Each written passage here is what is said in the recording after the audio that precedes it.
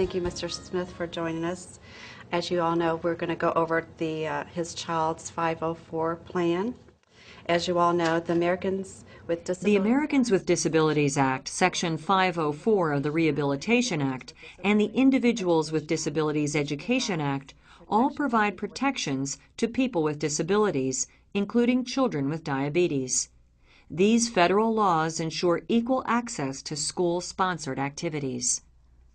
Students may not be shut out of any school activity because of their diabetes, and they are entitled to a medically safe environment.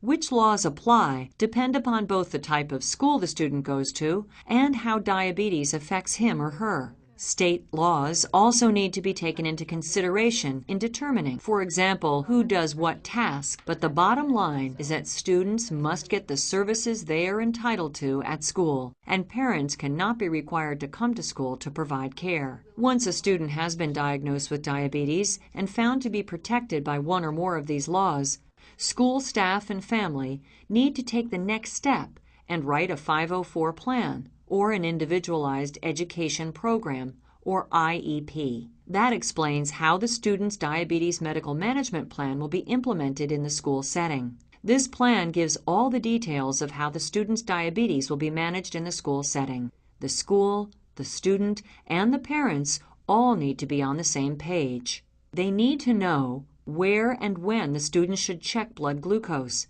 and whether the student needs help in doing so. Who at the school is trained in diabetes management. That includes the school nurse and other school staff who give care if a nurse is not available. Where diabetes supplies are kept. The student should have free access to water and restrooms. The student's nutritional needs for meals, snacks, and special events like parties, and how food is going to be handled.